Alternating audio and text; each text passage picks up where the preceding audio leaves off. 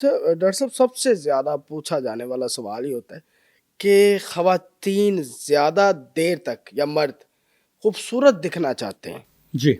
तो वो अपनी रूटीन लाइफ में ऐसा क्या करें कि उनकी जो वो चेहरे की रौनक है, वो 60 साल के भी हों तब भी वैसे ही रहे, जैसे वो 30 साल के हैं, 28 साल के हैं? बहुत आपने अच्छा क्वेश्चन किया। मेरे पास कई ऐसे पेशेंट आते हैं और उनसे मेरी कोशिश होती है कि मैं उनसे ये क्वेश्चन कर सकूं कि ये आपके चेहरे पे इतनी अच्छी रौनक कैसे है। तो आप इमेजिन नहीं करेंगे कि कई जो है ना देहात की वो लेडीज़ आती हैं, वो कहती हैं डॉक्टर साहब आज तक हमने मक्खन के अलावा चेहरे पे कुछ लगाया ही नहीं, अच्छा। या हम लोगों ने देसी घी के अलावा कुछ लगाया ही नहीं। असल में ये जो है तरह तरह की जो फैंसी क्रीम्स हो गई या फैंसी मॉइस्चराइजर्स हो गए, उनका अपनी जगह उनकी बड़ी अच्छी उनकी रिसर्च एंड डेवलपमेंट उन कंपनीज की होती है। लेकिन हमें ये याद रखना चाहिए कि हमने जो ज़िंदगी गुजारी है, हमने इतने सारे लोगों को देखा है, उनकी स्किन का हम मुआवजा करें आजकल की जनरेशन से, तो उसमें क्या क्या जो है डिफरेंसेस हैं। एक तो ये कि वो लोग खाना अच्छा खाते थे और खाने की उनकी टाइमिंग्स बड़ी अच्छी थी। वो अगर कुछ खाना जो है उनका, उन्होंने प्रोटीन लिया है या उन्होंने कोई जो है वो शुगर्स लिए हैं, तो उसके हिसाब से वो अपनी रूटीन भी एडजस्ट करते थे। फॉर एग्जांपल सोने से 4 घंटे पहले या 5 घंटे पहले वो लोग अपना खाना खा लेते थे। और इसके अलावा उनकी जो डाइट होती थी बड़ी बैलेंस्ड होती थी। आजकल हम लोग भाग रहे हैं जी, देसी घी से भाग रहे हैं और इसके अलावा जो है और इनसे ऑयल्स वगैरह से भाग रहे हैं। जबकि न्यू जो रिसर्चेज आ रही हैं वो ये कह रही हैं कि जो हम लोग ऑयल्स वगैरह यूज़ कर रहे हैं या घी वगैरह यूज़ कर रहे हैं, वो हमारी जिल्द के लिए और हमारी सेहत के लिए ज़्यादा इंजूरियस हैं, उनका नुकसान है। जबकि देसी घी का और जो ऑलिव ऑयल वगैरह, इनके नुकसानात कम हैं बल्कि इनके फ़वाद ज़्यादा हैं। तो एक तो हमें अपनी डाइट का ख्याल रखना पड़ेगा। आपकी डाइट जितनी अच्छी होगी, आप इंटरनली जितना अच्छा होंगे, आपकी गट जितनी अच्छी होगी, आपकी स्किन उतनी ग्लो करेगी। उतनी ग्लो करेगी, जी। वाह! आपके बाल भी उतने ही स्ट्रांग होंगे, स्ट्रॉन्ग आपके हो नेल्स भी उतने ही स्ट्रांग होंगे। अगर आपके खाने में मीट का जो है वो इस्तेमाल है, तो आपके बाल जो हैं वो भी सेहतमंद होंगे, आप में खून की कमी नहीं होगी, आपकी बॉडी का जो मसल मैस है वो भी भरपूर होगा। तो कई लोग हैं मतलब अब दूसरे मज़हब की बात करें, पाकिस्तान में तमाम मज़हब से ताल्लुक़ रखने वाले हिंदू भी हैं, तो हिंदुओं में ज़्यादातर जो होता है वो वेजिटेरियंस होते हैं। तो अब वो कहाँ से प्रोटीन को पूरा करेंगे? देखिए, उनकी प्रोटीन की जो ज़रूरियात होती हैं वो दालों से पूरी कर लेते हैं। कहते हैं कि ये जो लोबिया होता है, ये लोबिया गरीब का जो है वो गोश्त है। अच्छा, हाँ जी, आप लोबिया से ले सकते हैं, कोई भी दाल लें वो प्रोटीन है। प्रोटीन आपकी जो है वो बॉडी रिक्वायरमेंट पूरी कर देती हैं। अच्छा, उससे आपके हाँ जी। चेहरे की रौनक बहाल जी, रहती है। जी, जी, जी। आप अंडे ले सकते हैं, अंडे रिच इन प्रोटीन हैं, वो ले सकते हैं। इसके अलावा कौन-कौन सी डाइट्स हैं जिसको हम डेली रूटीन में शामिल करें और हम हमेशा जवान दिखें? देखें, वैसे तो आप बहुत अच्छा जानते हैं, आप इतने प्रोग्राम्स करते हैं, जितने भी डाइटिशियंस आते हैं, न्यूट्रिशनिस्ट आते हैं, वो बड़ी अच्छी ये बातें करते हैं कि एक तो जो है वो सैलड का इस्तेमाल बहुत ज़्यादा होना चाहिए। हुँ, फिर उसके अलावा जो दूसरे हैं ड्राई फ्रूट्स, उनके इस्तेमाल ज़्यादा होना चाहिए। ये जो चीज़ें हैं एक्चुअली इनके अंदर कुछ कंपाउंड्स होते हैं जिनको एंटीऑक्सीडेंट्स कहते हैं।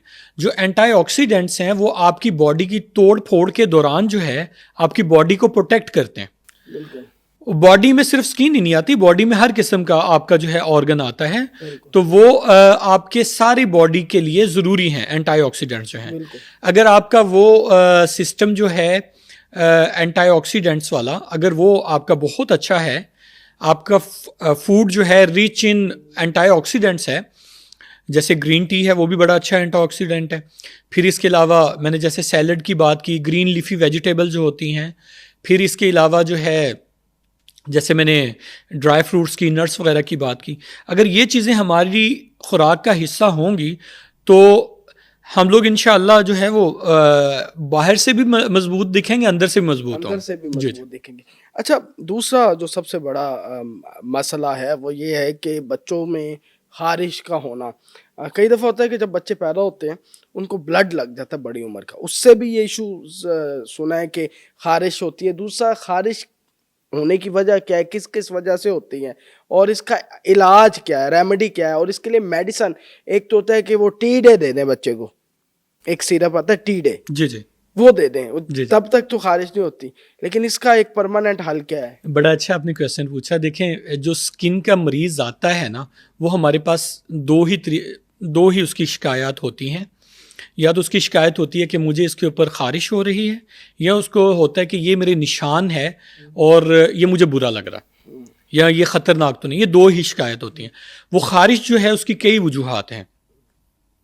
एक आपने जैसे बात की ब्लड का लगना, ब्लड के लगने के बाद बहुत ज़्यादा जो है वो रिपोर्टेड होते हैं केसेस, जिसकी वजह से उसको ब्लड ट्रांसफ्यूजन रिएक्शन भी कहते हैं या मिसमैच भी कहते हैं। उसके बाद खारिश हो जाती है। उसका इलाज बिल्कुल डिफरेंट हो जाता है।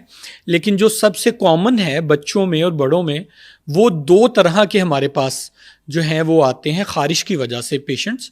उसमें एक तो जो है वो स्केबीज कहा जाता है उसको, और दूसरा है फंगल इन्फेक्शंस। ये गरीबों की बीमारी भी समझी जाती हैं दोनों, और अमीरों की भी हैं, लेकिन अमीरों में बहुत कम होती हैं, ज़्यादातर ये गरीबों में होती हैं। जो स्केबीज है उसकी मैं आपको मोटी मोटी सी जो है वो अलामत बता देता हूँ, जिनके आपको पता चल जाएगा कि वो स्केबीज है। सबसे पहले तो ये कि वो रात के टाइम आपको सोने नहीं देगी। उसका जो जर्म है वो मगरिब के बाद निकलता है बॉडी से, स्किन के ऊपर आता है। जैसे ही वो स्किन के ऊपर आता है तो उस वक्त वो चलना शुरू करता है, तो आपकी बॉडी में खारिश होना शुरू हो जाती है। ठीक हो गया, नाइट इच हो गया एक तो। दूसरा ये कि वो आपके प्राइवेट पार्ट्स पे होगी, बगलों में होगी, ब्रेस्ट के नीचे, पेशाब वाली जगह पे, हिप्स पे होगी, फिंगर्स के दरमियान होगी। इसके अलावा अम्बलाइकस वाला जो एरिया होता है, नाफ वाला एरिया, वहां पे होगी। तीसरा उसका जो बड़ा पॉइंट होता है वो एक को नहीं होती, 10 लोगों को लगी होती है घर में। और जब आप देखेंगे उनके पास, आप जब खड़े होंगे तो आपसे बातें कर रहा होगा पेशेंट, लेकिन वो अपने प्राइवेट पार्ट्स पे खारिश कर रहा होगा, या अपनी बगलों पे खारिश कर रहा होगा, या यहाँ पे खारिश कर रहा होगा। बिल्कुल बिल्कुल। अच्छा, ऐसे कई, तो ये बहुत उससे हमें भी फैलने का खदशा होता जी है। जी बिल्कुल बिल्कुल। आप अगर उससे ज्यादा गले से मिलेंगे या उससे ज्यादा हाथ मिलाएंगे तो वो खारिश लकीली और अनलकीली आपको लग जाएगी। अगर तो वो आपका दोस्त है तो वो आपको आपसे दूर रहेगा, अगर आपका दुश्मन है तो वो आपको गले मिलेगा। मैं बल्कि अपने दोस्तों से गुजारिश करूंगा कि मेहरबानी करें, आप समझ ही गए हैं कि मैं किन की बात कर रहा हूँ, मेहरबानी करें आज के बाद मैं गले नहीं लगाऊंगा। अच्छा जी, तो वो एक स्केबीज है। स्केबीज का इलाज बहुत आसान है। आसान इलाज बता दो। आसान है, बहुत आसान है। उसका इलाज जो है, एक तो जैसे आपने बताया टी डे, या कोई रिजिक्स हो गया, या इंस्टाजीन हो गया, बेडाल हो गया, कोई भी एक गोली ले लें एलर्जी की डेली। कोई आपको 10 से 15 दिन यूज करनी पड़ेगी, उसके बाद ठीक हो जाएगा? नहीं, वो असल में एलर्जी को रोकने के लिए, जरासीम को मारने के लिए एक ट्रीटमेंट होती है, उसको कहते हैं परमेथ्रिन। जी जी, परमेथ्रिन के लोशन मिल जाते हैं। कोई नाम? स्कैब एक बहुत आम जो है वो मिल जाता है, स्कैब के नाम से, जी जी, या स्कैब फ्री के नाम से मिल जाता है। वो आपने अप्लाई करना है गर्दन से नीचे नीचे सारे जिस्म पे। उसको अच्छी तरह से मालिश करना है, उंगलियों के दरमियान, बगलों में, ब्रेस्ट के नीचे, टांगों के दरमियान। पिंक कलर का तो नहीं होता? पिंक कलर का वो और होता है। अच्छा, हाँ जी, ये ब्लू कलर का होता है और ये ग्रीन कलर का भी आता है।